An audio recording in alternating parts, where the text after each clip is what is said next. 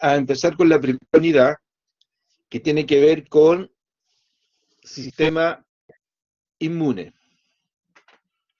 ¿Se escucha bien? ¿Me escuchan bien? Sí. Ya, que tengo como un rebote, parece. Espero que no se caiga la conexión.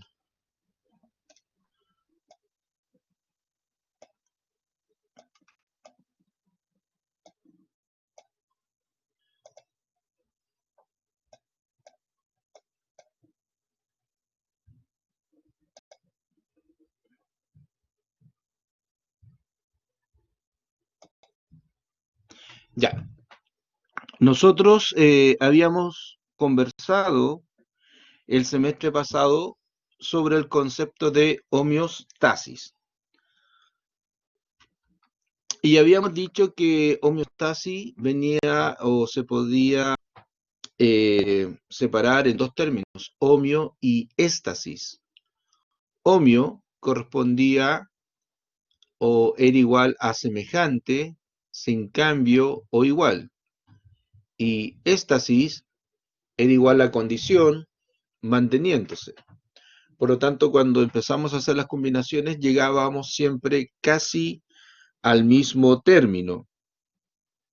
Semejante condición, manteniéndose semejante, manteniéndose sin cambio, manteniéndose igual, igual condición, sin cambio la condición, semejante condición.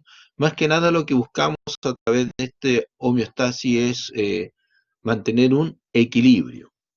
Y a eso se le llamaba homeostasis. Y las características de la homeostasis son, primero, que son una condición de equilibrio del medio interno, gatillado eh, por los científicos, y que uno de ellos gatilló o acuñó el término medio interno, ¿sí? Entonces, la homeostasis es la condición de equilibrio del medio interno.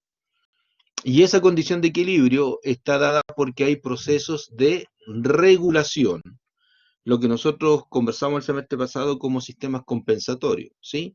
Hay sistemas compensatorios que se gatillan cada vez que una variable o condición corporal se altera, ya sea aumenta o disminuye.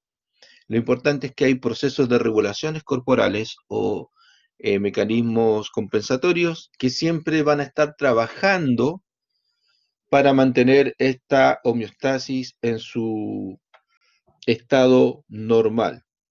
También aprendimos que era dinámica, que tiene rangos de normalidad, en el caso del ejemplo, la glicemia, entre 70 a 100 miligramos por decilitro o por 100 ml de sangre. En países como Norteamérica, la glicemia se subió a 110, y eso producto de la dieta que tienen, por ejemplo, los norteamericanos, ¿sí? Y lo importante también de la homeostasis es que ella permitía mantener la composición y el volumen de los líquidos corporales, tanto el LEC como el LIC.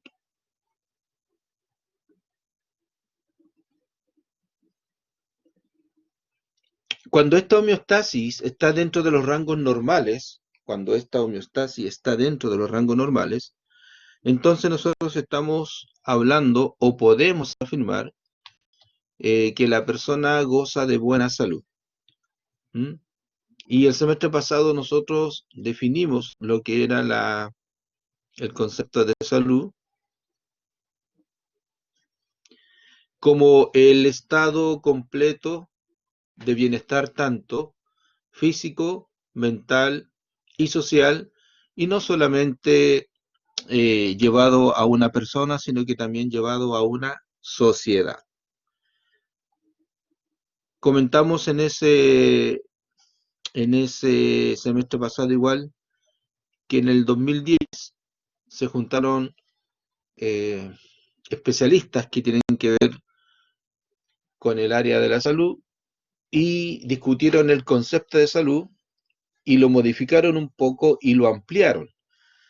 ya no era solo el completo bienestar físico, mental y social, sino que además ellos dijeron que la salud de las personas eh, se debía muchas veces a otros estamentos que participan en el buen desarrollo de la vida de las personas.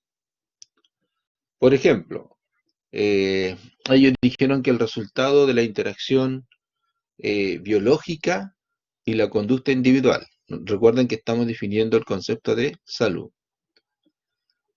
Eh, y esa interacción también se puede dar entre el medio ambiente físico y social, entre las políticas y las intervenciones gubernamentales. Y también lo discutimos el semestre pasado, el tener un buen acceso a una salud de muy buena calidad, ¿sí? De hecho, dijimos el semestre pasado que nuestro país, desde ese punto de vista y tomando en cuenta esta eh, definición, probablemente nuestra sociedad esté un poco enferma. Ahora, ¿qué pasa si dentro eh, qué pasa si dentro, a ver, del ambiente en que nosotros nos movemos, ingresan agentes de tipo patógeno a nuestro organismo?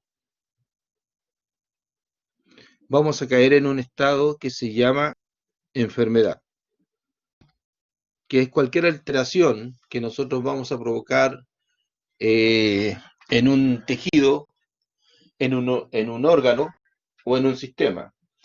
Y esta alteración puede ser a nivel estructural o puede ser a nivel funcional, ¿sí? Es decir, de un buen estado de salud podemos pasar a un estado que se va a llamar enfermedad.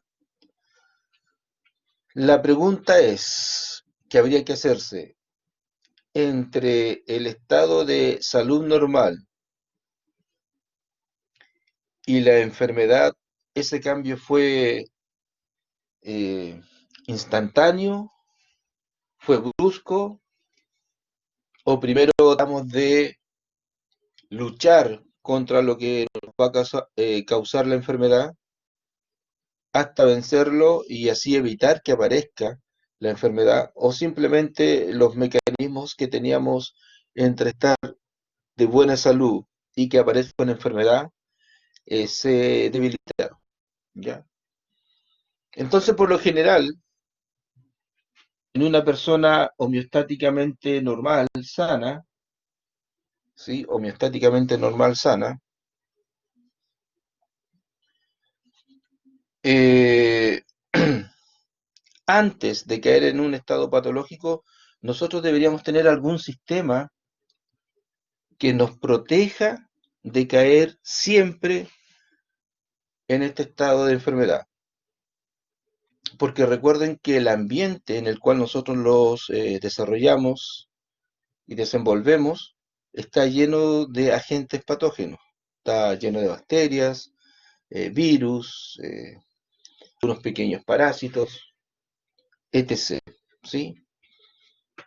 De no tener ningún sistema que regule el paso de salud a enfermedad, entonces bastaría que nosotros entráramos en contacto con una bacteria y nos enfermáramos en forma casi instantánea.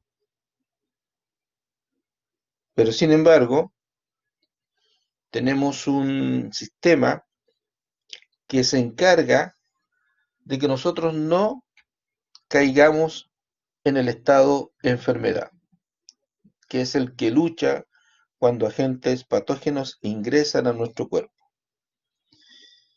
En otras palabras, antes de caer en esta enfermedad, vamos a echarle mano a nuestro sistema de defensa.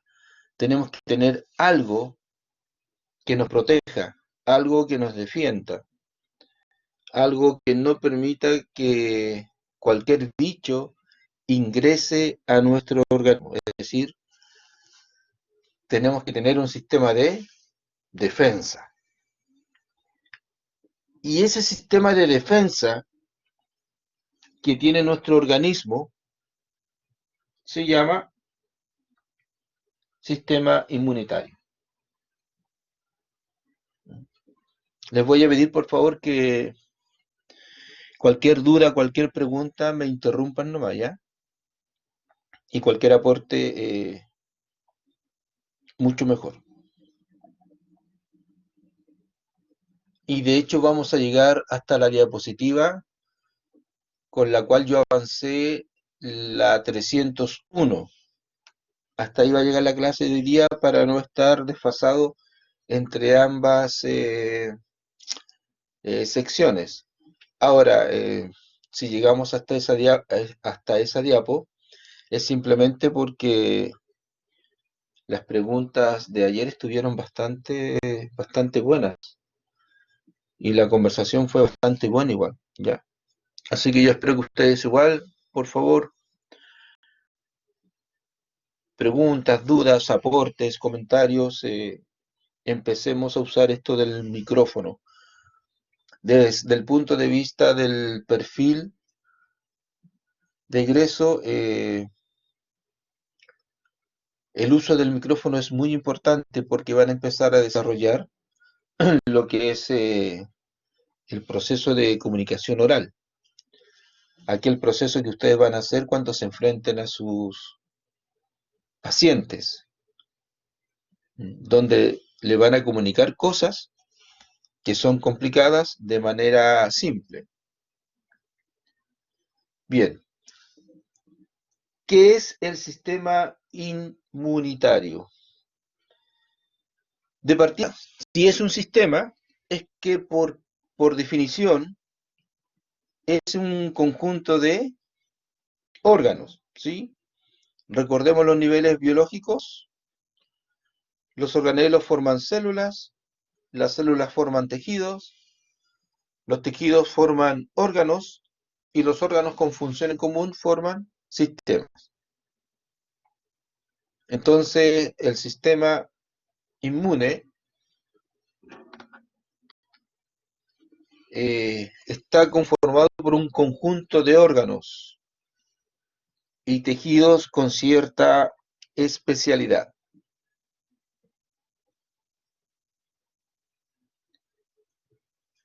Luego,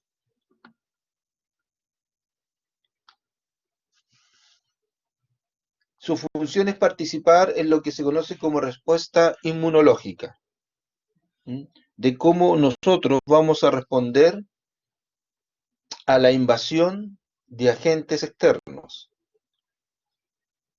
Por eso este sistema inmune, además, tiene mecanismos fisiológicos de defensa contra todo tipo de agente invasor que va a provocar alguna anomalía dentro del organismo. Y esos agentes que pueden ingresar o que pueden causar algún daño a nivel orgánico pueden ser tanto exógenos, que son los que más se mencionan, como endógenos, que son los que menos se mencionan.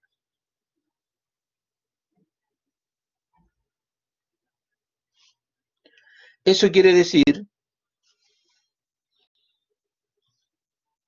que nosotros somos potenciales huéspedes de todos aquellos agentes patógenos que en este momento, ya sea acá y en su casa, nos están rodeando. Eso nos convierte en un huésped para lo que es el agente patógeno. Aquí hay que diferenciar bien, tienen que leer bien el cómo se usan los conceptos en los libros, ¿ya? Si ustedes toman el libro donde sale el sistema inmune, se van a dar cuenta de eh, que todos los libros tratan el sistema inmunológico de manera diferente, le dan órdenes diferentes a los contenidos, etc.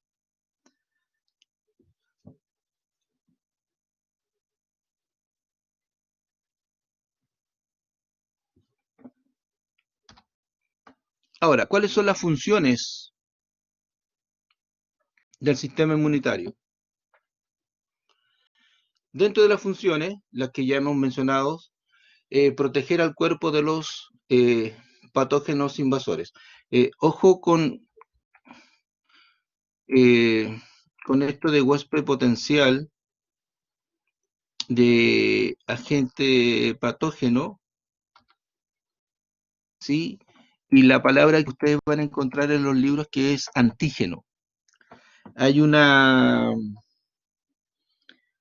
hay libros que tienen aclaración sobre esos términos, porque una bacteria, por ejemplo, es un agente patógeno.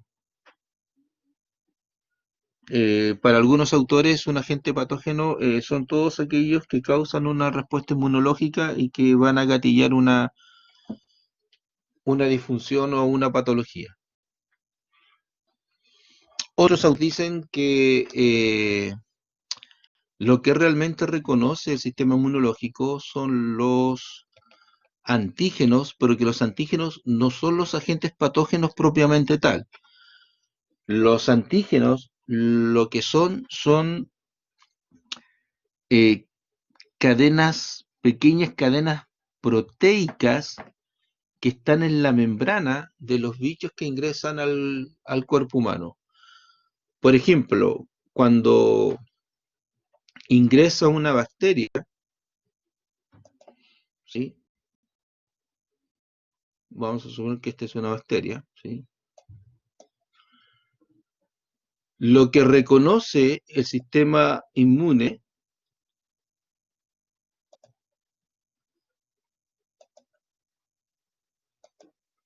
no es la bacteria completa. Lo que reconoce es una cadena proteica que la bacteria tiene ahí, por ejemplo. Eso es lo que reconoce el sistema inmune.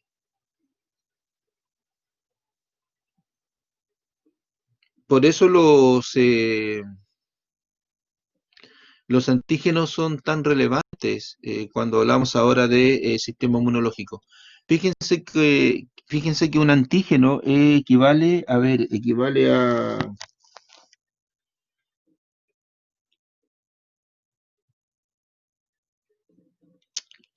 como a la cédula de identidad que tenemos nosotros.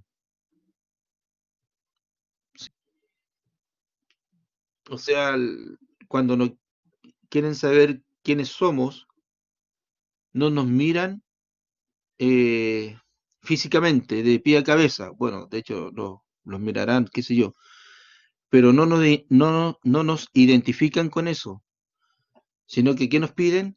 Carnet. Y a través de un número, los tipos saben y pueden saber nombre, fecha de nacimiento, dirección, dónde uno trabaja, etc, etc, etc. Ya, eso es muy parecido a lo que pasa con la palabra cuando ustedes lean antígenos, ¿sí? Que cuando ingresa una bacteria, un virus, por favor, no se reconoce al virus propiamente tal, sino que se reconocen los antígenos que van en la membrana o en las paredes de estos agentes patógenos y que a través de eso el sistema inmunológico recién lo va a reconocer. Porque imagínense que nuestras células tienen antígenos. De hecho, cuando uno ve eh, sangre, dice que el grupo eh, 1, ¿sí? Tiene antígeno A y aglutinina eh, anti-B. Entonces, ahí ya vemos que el concepto de antígeno se usa en células normales. Si analizamos eso, es muy importante porque todas las células normales de nuestro organismo van a tener sus antígenos y las células y los componentes patógenos van a tener sus antígenos. En otras palabras, el sistema inmune reconoce los antígenos propios y reconoce los antígenos de las células que están ingresando a nuestro cuerpo. Eso está muy relacionado con una de las funciones que vamos a ver más adelante eh, del sistema inmune. Otra función es eliminar células muertas o dañadas, eso a través de fagocitos. Los monocitos tienen la capacidad de transformarse en macrófagos y estos macrófagos llevan a cabo fagocitosis. Y este punto también es muy importante porque fíjense que el sistema inmunitario, este sistema inmunitario, además eh, trata de reconocer todas aquellas células que tienen de alguna u otra manera un desarrollo anómalo o un crecimiento anómalo. Ese tipo de células también trata de ser eliminado a través del sistema inmunitario. Sin embargo, no siempre funciona. ¿Ya? Por eso ahí sale la palabra intenta reconocer y eliminar.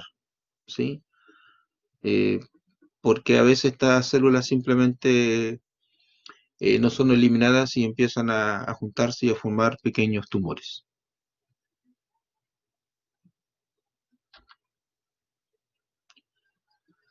De las tres que están ahí, nosotros nos vamos a centrar en la primera. Cómo el sistema inmunológico protege al cuerpo de los patógenos invasores. En eso se va a basar nuestra clase. Veamos, como dijimos recién, en el sistema inmunitario se ve o se puede ver alterado por elementos exógenos, que por lo general son elementos bióticos, virus, bacterias, hongos, parásitos, como por elementos endógenos, donde vamos a encontrar el pH estomacal, la flora bacteriana normal y las células tumorales. ¿Ya? Eso podrían ser posibles agentes patógenos internos que podrían provocar alguna disfunción en algún tejido, órgano o sistema de nuestro organismo.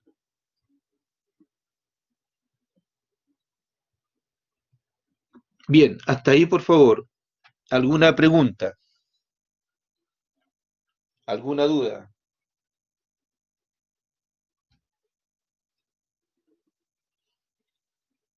¿Algún comentario?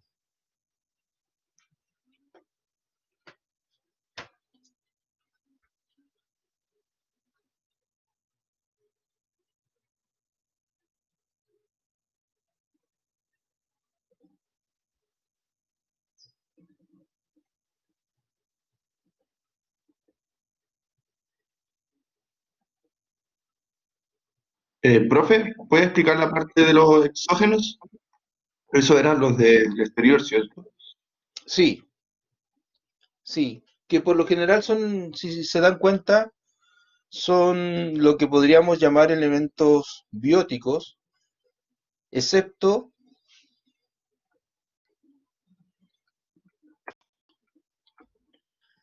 los virus, ¿ya? Si analizamos los elementos exógenos,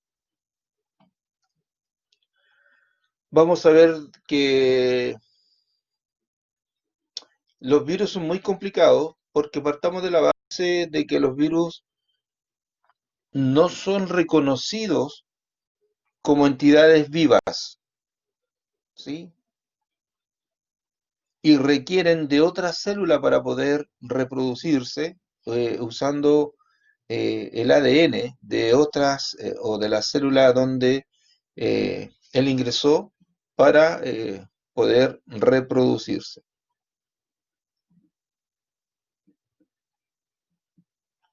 Ahora,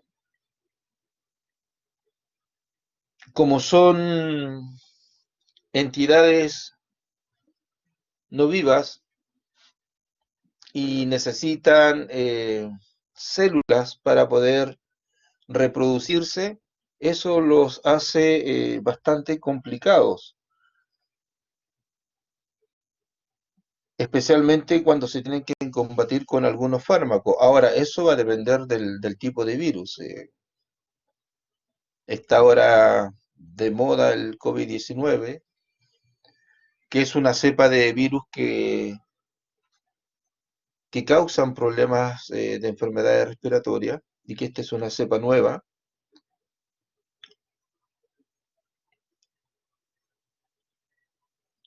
y que se ha hecho muy complejo tratar de detenerlo por el mismo hecho este de que están recién conociendo la cepa. Entonces eh, tiene que salir pronto la vacuna, que es lo que se veía venir, ¿sí? Según las teorías conspiratorias, para poder combatir esta nueva cepa de virus que eh, llegó para quedarse. Tienen una capa de tipo proteica que se llama cápside, y a veces incluso presentan algunas envolturas de tipo lipoproteica. Y estas pequeñas estructuras que tenemos acá,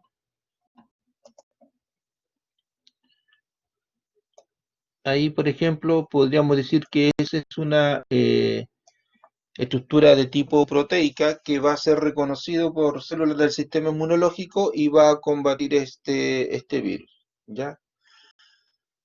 Ahora, dependiendo del tipo de cepa, es la intensidad que va a tener en cuanto a efectos, ¿no es cierto?, el virus. Según dicen algunos especialistas, la cepa que llegó a Chile no es una cepa tan dura, tan complicada como la cepa que atacó a China o que se encontró en Alemania, en España. A modo de ejemplos de virus que causan problemas en el cuerpo humano, bueno, el más conocido, el VIH, que ocasiona el SIDA, gripes de origen gripal, o sea, disculpen, viral, y el herpes, que es un virus complicado que cuando sale también está ahí y se queda, y va a aparecer cada vez que nosotros le demos las condiciones para que él se exprese, particularmente el herpes que sale alrededor de la boca, lo que la gente llama calor de estómago. Te digo calor de estómago, por eso te salieron esas cosas alrededor de la boca o en los labios. Eh, Ahora, el herpes es uno de los complicados porque también se expresa a nivel corporal, y está relacionado con cuadros de estrés. Hay personas que eh, se, se estresan mucho, y ese estrés lo reflejan con la aparición del virus herpes. Y no estamos hablando de que le va a salir un herpes en la boca, sino que son herpes que salen en el cuerpo y que son recontra dolorosos. Y no solamente puede salir en la parte externa del cuerpo, sino que en algunos Profe, pacientes aparece dentro del cuerpo. Dime. el herpes zóster igual tiene, ¿cómo se llama? Es como provocado por el estrés. Sí, también en algunas partes se asocia al estrés, pero está más asociado al, al tipo de alimento que consumen las personas. Estamos hablando del que sale en la periferia de la boca y que en algunas personas le sale dentro de la boca, ¿sí? Em, Pero sí, lo que pasa que el estrés es un estado muy particular, eh, porque más adelante nosotros el estrés lo vamos a relacionar con una hormona que se llama cortisol. Cada vez que nosotros pasamos por periodos estresantes, el cortisol aumenta. Y el cortisol aumenta porque de alguna u otra manera nos trata o nos está tratando de ayudar a sobrevivir, entre comillas, en ese periodo de estrés.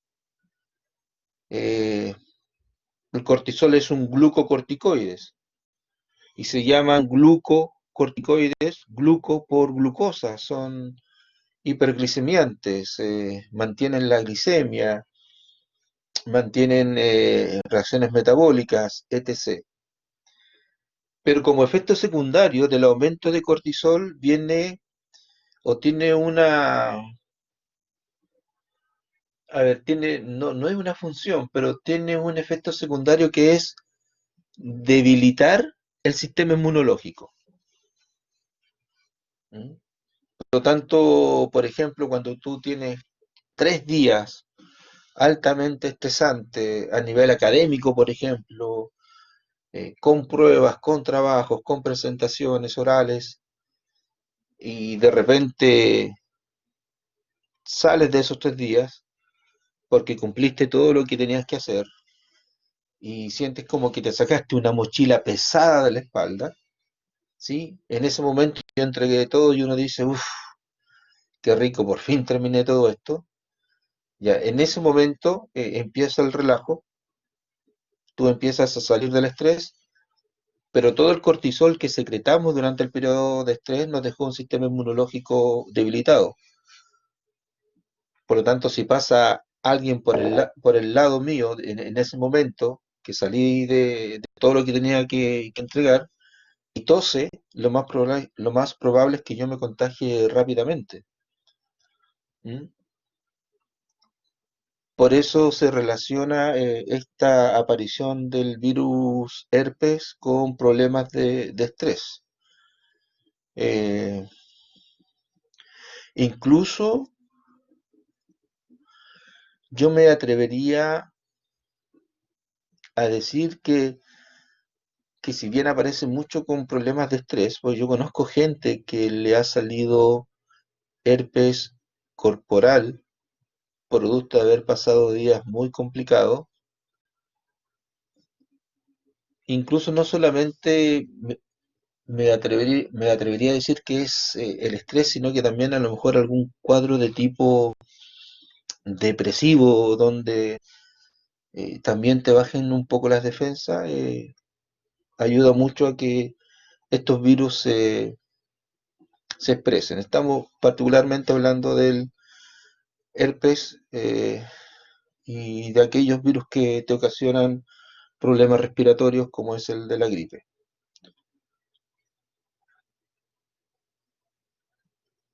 ¿Alguna otra consulta? ¿Pregunta? Profesor, Ya, profe. Gracias. Ya, dime. profesor, disculpe, quería hacerle una consulta. ¿Qué tienen de característica especial, por así decirlo, los virus que son más mortales para el ser humano? Como por ejemplo el ébola. Eh, yo creo que en ese caso, sin ser un especialista en la materia, porque esto es parte de microbiología, eh, yo creo que puede estar relacionado, ¿sí? Vamos a inferir a partir de lo que dice la teoría, puede estar relacionado con la rapidez que tiene el virus de ocasionar los síntomas que él va a provocar, ¿ya? Qué tan rápidos son y que hace que nuestro sistema inmunitario no sea capaz de combatir ese virus, porque a lo mejor ataca órganos que son esenciales o ataca moléculas y células que son esenciales que cuando van a responder ya es demasiado tarde porque el virus está dentro de la célula y porque a lo mejor probablemente su capacidad de reproducción es más rápida que otras cepas de virus. Recuerden que cómo se reproduce el virus, se introduce dentro de la célula, se conecta con el ADN y empieza una duplicación del virus. La célula se empieza a llenar de estas moléculas virales hasta que la célula, ¡pum!, revienta, ¿sí? Y esa célula se elimina. Entonces, podría estar relacionado con la rapidez con la cual lleva a efecto eh, eh, sus síntomas y sus signos, a lo mejor el tipo de órgano al cual ataca también podría ser estar entre porque son tan mortales y por qué cuesta tanto combatirlo incluso desde el punto de vista de la farmacología.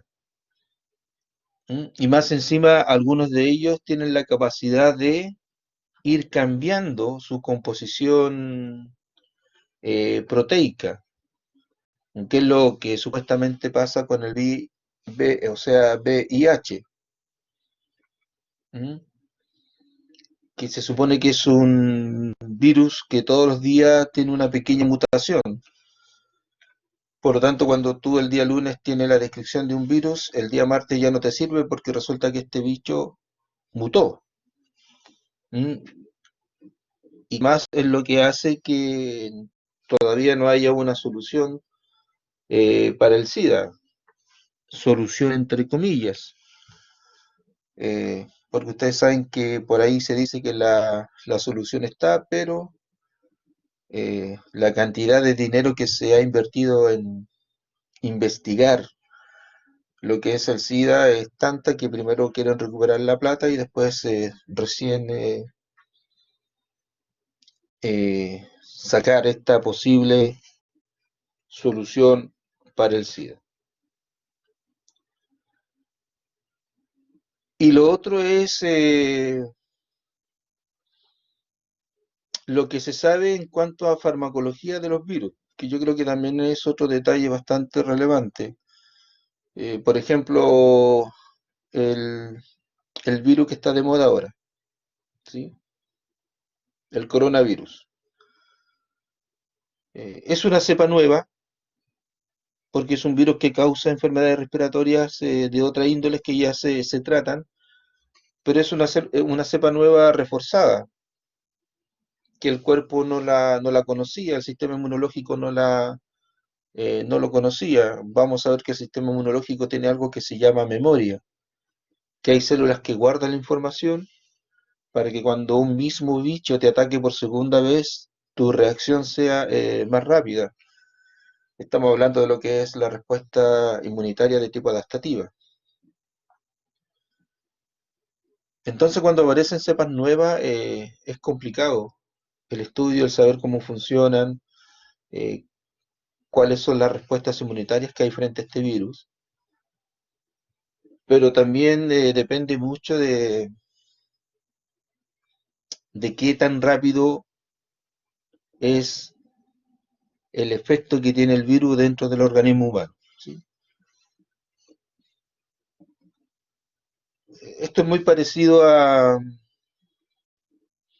ver si hacemos una comparación con qué, con tipos de veneno. A lo mejor si yo tomo insecticida, me voy a envenenar y me voy a morir. Pero primero tengo que pasar por dolores, convulsiones a lo mejor, incluso me pueden llevar al hospital, puedo morir en el trayecto y si me hacen algún tipo de lavado, a lo mejor incluso me pueden hasta salvar. Pero si consumo una pastilla de cianuro, me muero al tiro, ¿sí? Y también es un veneno. Entonces, yo creo que ese punto hay que tenerlo en cuenta. La efectividad del virus y el efecto que tiene el virus en el cuerpo humano. Algunos son más rápidos, otros son más lentos. Ahí podría estar la respuesta de por qué algunos son tan graves y mortales y otros no. Y, y según lo que dice la información, una de las cosas que tenemos que agradecer es que la cepa de virus, del coronavirus que llegó a Chile, que tiene la crema eh, para una realidad de nuestro país y para un tipo de gente de nuestro país, eh, inconsciente, desobediente, etc. Es una cepa un poco más suave en comparado con la cepa que atacó a la gente en China, en Norteamérica, en Francia, en España, en Italia. ¿Sí? Se dice que esta cepa es un poco más suave, que no es tan mortal como la que ocurrió en los países de Europa y en Norteamérica. Recuerden que en Nueva York en pocas semanas, par de meses, el virus tenía una cantidad impresionante de personas muertas. ¿Mm? En cambio acá yo no veo mucho en las noticias ahora, pero sé que solamente en Serena, o no en Serena, sino que en la cuarta región ya van más de 100 personas muertas. Eh, a pesar de que por ahí también podemos discutir eh, todas estas teorías conspiratorias que hay sobre la OMS, el cómo trabajaron el virus, cuál era la finalidad, etc, etc, etc. Pero aún así, eh, el sistema inmunitario forma parte de las personas y las personas a su vez tienen comportamientos porque está todo relacionado y aún así no, por lo menos en Serena la gente no aprende. Imagínense que en relación a la pandemia han salido, estaba escuchando hoy día en la radio en la mañana, han salido afuera como 30 personas para ser tratadas afuera, así como llegaron de Santiago a Serena, creo que de Serena también están siendo enviadas a hospitales de Santiago. Y de los 30, 3 ya regresaron, pero en cajón. Y aún así la gente no entiende. ¿Mm? Bien, ¿algún otro comentario, pregunta,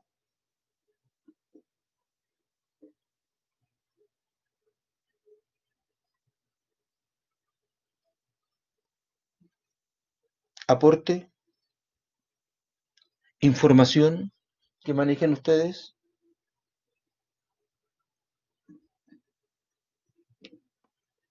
Profe, ¿se Dígame. escucha? Sí, te escucho. Ya mire, ¿por qué las personas con SIDA mueren a causa de otra enfermedad? O sea, ¿qué pasa en el sistema inmunitario? Eso es bien Porque, por cierto lo que ejemplo, tú una dices. persona con SIDA le da un resfrío. Claro, eso es muy cierto lo que tú dices. Bueno, el comentario en relación al SIDA es que cuando tú tienes SIDA, mueres de cualquier cosa menos de SIDA. ¿Mm?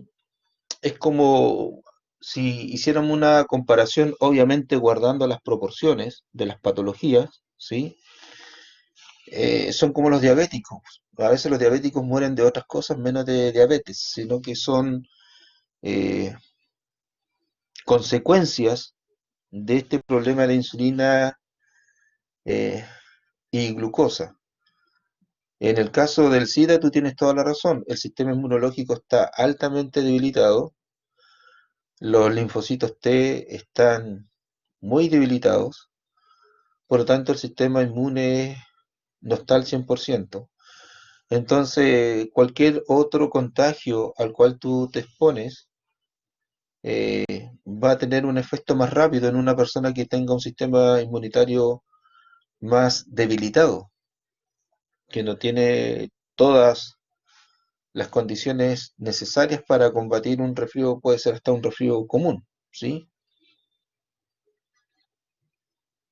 Entonces, es cierto lo que tú dices, y es lo que se comenta siempre, que al final las personas con SIDA pueden morir de cualquier otra patología menos del SIDA propiamente tal. Y eso, como te digo y te repito, es porque estas personas debilitan mucho su sistema inmunológico, especialmente linfocitos T.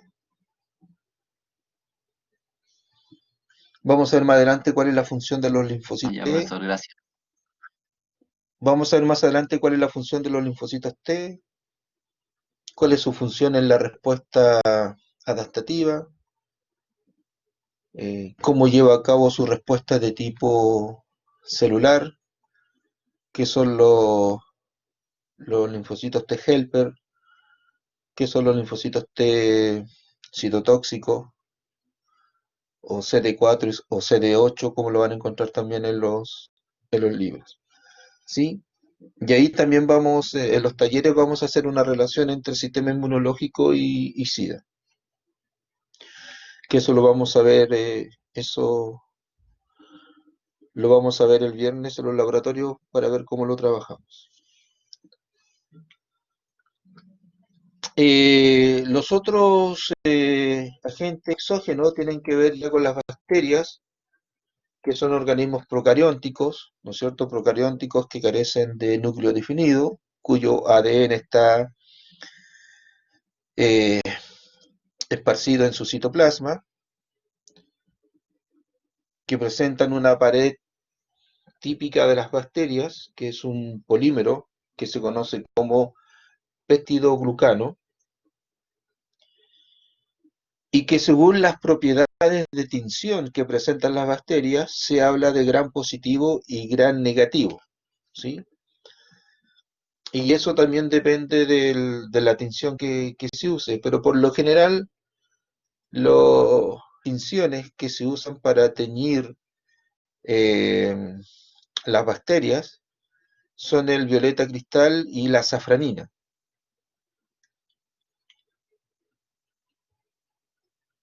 Si tú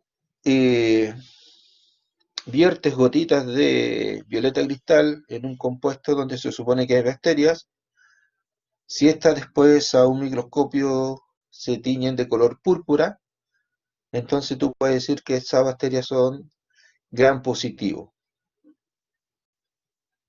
Si lo haces con safranina, que es un reactivo de color rojo, eh, puede decir que las bacterias son gram negativo. ¿De qué sirve saber que si es gram positivo eh, o gram negativo? Bueno, que tú farmacológicamente puedes tener fármacos diferentes para bacterias que tengan diferentes tinciones. A lo mejor un fármaco X va a actuar mejor en un gram positivo y no así en un gram negativo, y otro fármaco puede ser al revés. ¿Y por qué un fármaco va a poder actuar mejor en un gram positivo y un gram negativo? Porque lo más probable es que esta tinción tiña las paredes, y si da un color diferente es porque bioquímicamente o químicamente sus estructuras presentan alguna diferencia. Y esas estructuras, una vez que se conocen y se analizan, entonces se empiezan a especializar también los fármacos en relación a tipo de bacterias. Ahora, para las bacterias ustedes saben que lo que más se usa son los famosos, ¿cómo se llaman esto? Antibióticos, ¿sí? Que incluso algunas personas todavía, cuando van con enfermedades de tipo virales, todavía algunos especialistas, no, pero algunos, a ver, algunos trabajadores, voy a usar esa palabra, del área de la salud, le dan antibióticos y sabiendo que los antibióticos a los virus no le hacen nada porque están hechos especialmente para las bacterias, ¿sí? Y como estas bacterias han evolucionado un poco, actualmente se usan antibióticos de amplio espectro, eh, eh, donde alguno de los componentes que tiene el antibiótico va a dar justo con la bacteria y se supone que la va a destruir, ¿sí? Pero con el tiempo también se han vuelto resistentes a los antibióticos más comunes que se usaban, por ejemplo, en mis años, que era la famosa eh, la penicilina, por ejemplo. Tú te inyectabas con eso y quedabas bien, ahora te inyectas de eso y la cosa sigue. Por eso también se han reforzado estos antibióticos. A modo de ejemplo, acá tenemos eh, en este agente patógeno, como agente, como bacteria, como organismo procariótico, lo podemos ubicar en ambas partes, ¿ah? No solo bacterias exógenas como las que provocan la neumonía, sino que también internamente lo que es la Escherichia coli. En niños o en pediatría es muy común que algunos niños lleguen con cuadros infecciosos y diarreicos, producto de que dentro de su inocencia se rascaron, ¿no es cierto?, la periferia anal con los dedos, siguieron jugando y se llevan los deditos a la cara o a la boca y esas bacterias empiezan a ingresar y provocan estos cuadros diarreicos. Ahí tenemos también un factor que puede estar en forma exógena.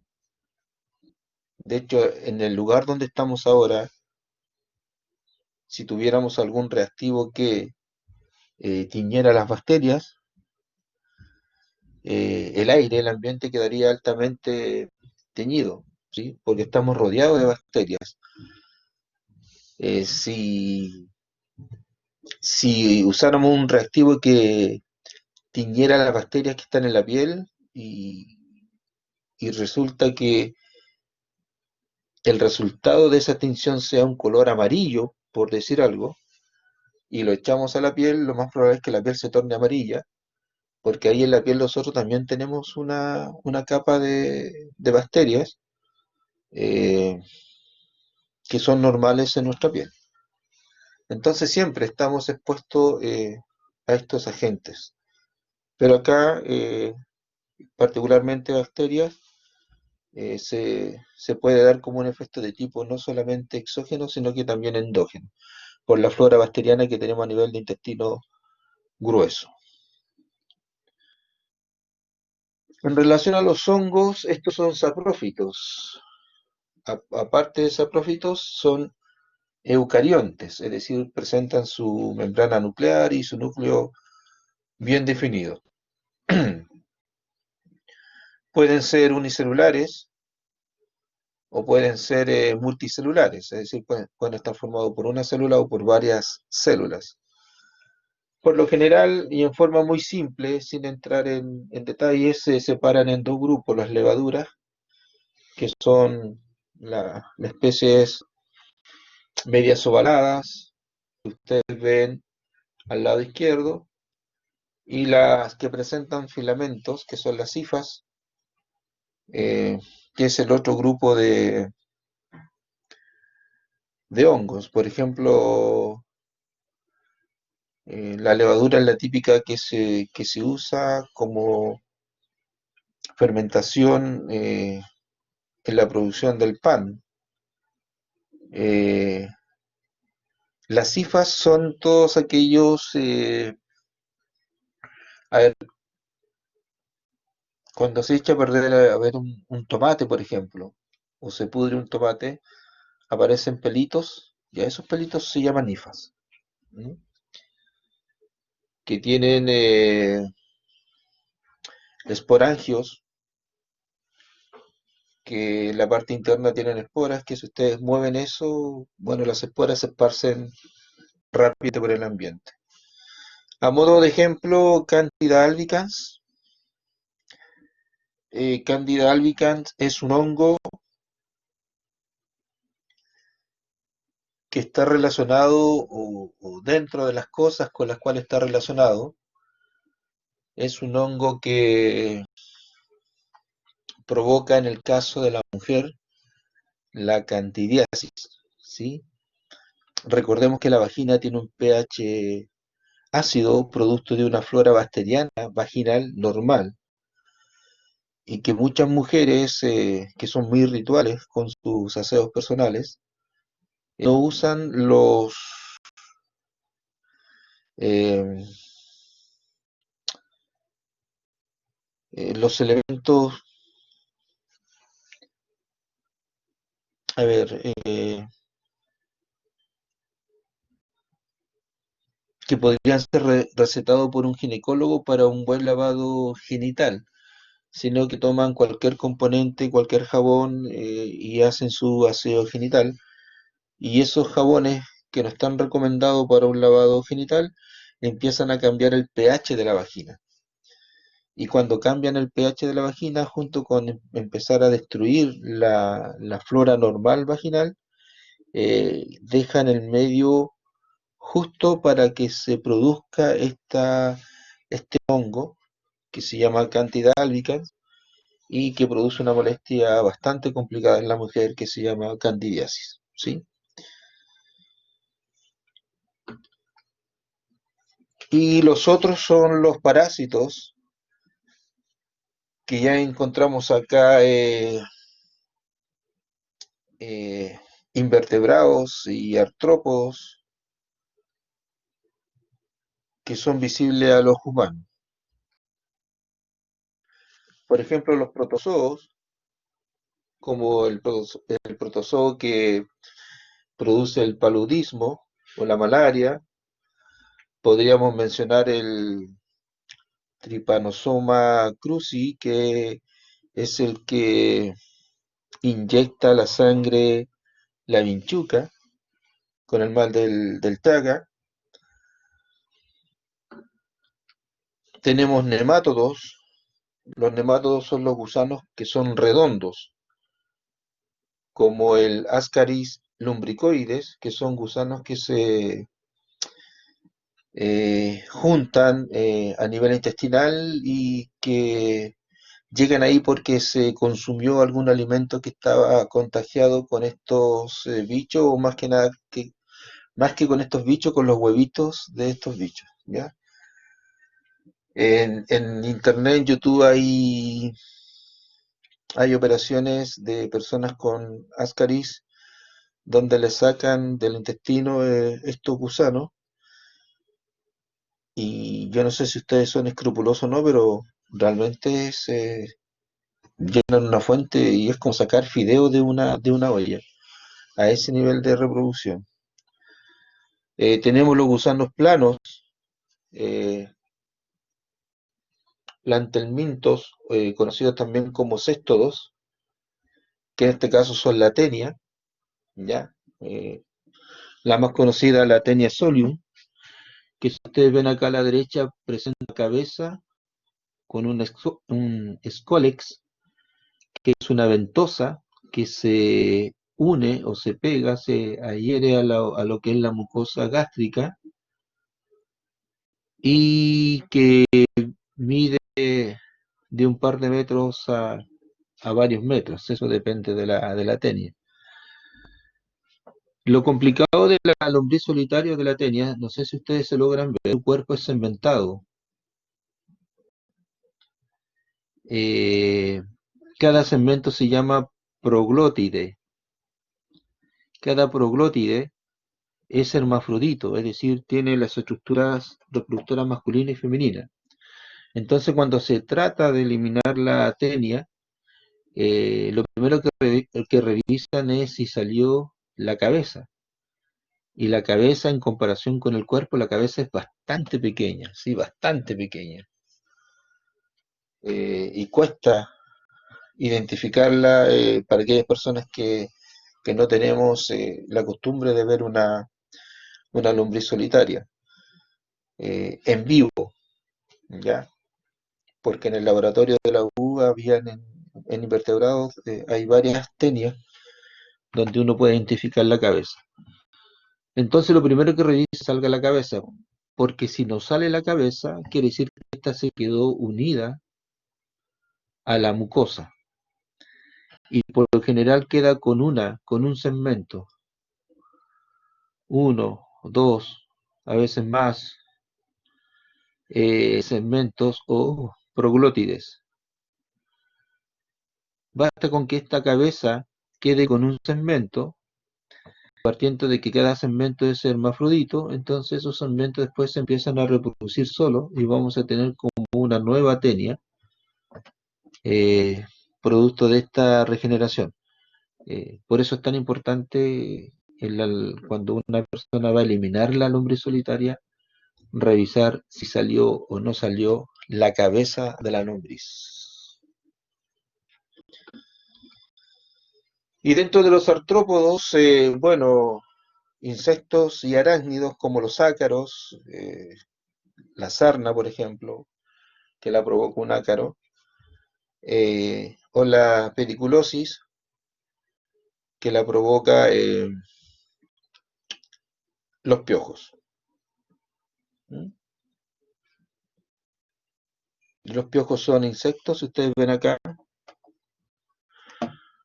una, dos, tres, cuatro, cinco, seis patitas. Por lo tanto, es un insecto. Porque los ácaros y los arácnidos, bueno, de hecho los ácaros son arácnidos, tienen 8 patas.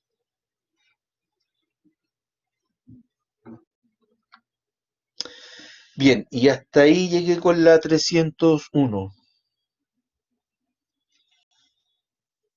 Por lo tanto, hasta ahí voy a quedar con ustedes. ¿Alguna pregunta, comentario que ayude a la clase?